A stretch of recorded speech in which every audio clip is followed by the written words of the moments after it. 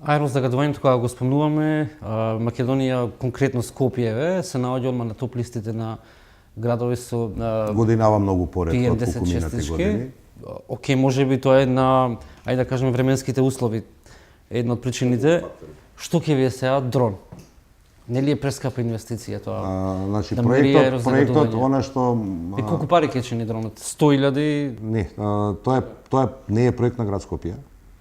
Тоа е проект на Скопски плански регион. Таму е градот Скопје членка. Во него се членки сите општини кои што се наоѓаат во територија на Скопската котлина, а кои што административно не се дел од град Скопје. Сакате Чучар, Сандево, Петровец, Зелениково, Илинден. И сега ние во нашите микросветови си го знаеме Скопје колкаво ни е, меѓутоа тоа што се случува во Илинден сериозно може да влијае на состојбата на воздухот во Скопје. Ама како тоа со дрон ќе го регулирате?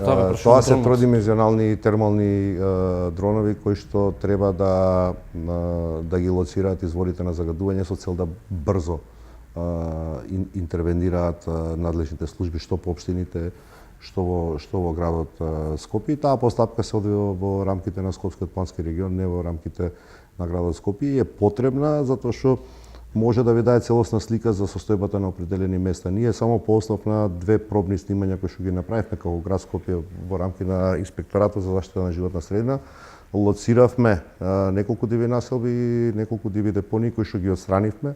Во Скопје годинава за прв пат немаме палење на огнови на отворено или ги имаме. Добро, не следува Божик. Или ги имаме, не зборувам, значи имавме сериозен број, немаме диви населби.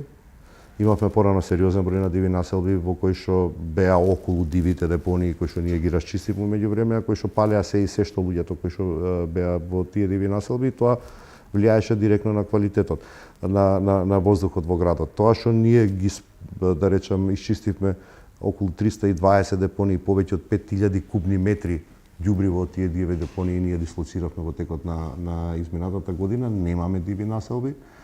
Значи дека многу помалку од порано, да не речам воопшто, би сгрешил ако би рекол воопшто, се палат огнови на отворено и граѓаните тоа го гледаат. Порано беа и социјалните мрежи преполни со слики од ѓубришта кои што горат, што сега го немаме годинава како појава. Сериозно го зајакнавме инспекцијскиот надзор, изрековме преку повеќе од 250 и мислам дека тоа е видливо и луѓето го гледаат дека инспекциите на град Скопје конечно функционираат многу. Добро, сега имате локација наспроти комплексот на факултети Кирил и Методи. Да. Одма до Македонската радиотелевизија еден објект каде што ние можеме да забележиме дека се пали. Ако веќе ги спомнуваме инспекцијскиот надзор, што не излезе на терен? Секоја пријава се трудиме. Значи видите, македонски шуми ја казнивме. Што не се случило порано. Значи заради несоодветен котел на парно грејење кој што го загрева објектот. Колку имате санкционирано овие со Б лиценци?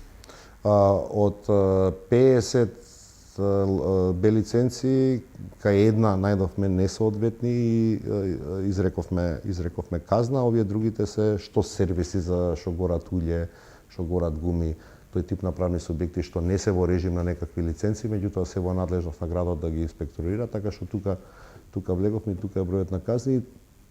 На тие 2 места, значи годинава прв пат имавме пред да започне зимската сезона, ако се сеќавате, некаде скоро до почеток на декември месец, рачно миење на улици, нешто што не се случувало со години. Сега, кога ќе ги споите овие неколку работи, тие сериозно влијаат на намалување на загаденоста на амбиенталниот воздух. Проблемот главен не е решен, тоа е затоплувањето на домовите, тоа е нешто за што Таму ќе субвенционират, ако не се лажам, социјално загрозени семејства. Да. Како што имате кажано, како тоа ќе го спроведувате? Идејата моја за основање на градски енергетски системи е да градот биде во активна улога во енергетската политика. Ако имате во предвид дека повеќе од 73.000 домови во нашиот град не се предмет на организиран систем на затоплување на домови, односно индивидуално го решаваат луѓето тој проблем, вие мора да имате субјект, односно градот да биде во активна позиција да може на тие луѓе да им понуди соодветни дали субвенции, дали бенефиции, дали одложени плаќања во приклучувањето на организираните системи, дали топлификација, дали гасификација ќе влеземе. Така што во рамките на буџетот кој што очекувам дека ќе биде околу 50 на милиони евра, имајќи во предвид какви све договори се склучени со од европските банки.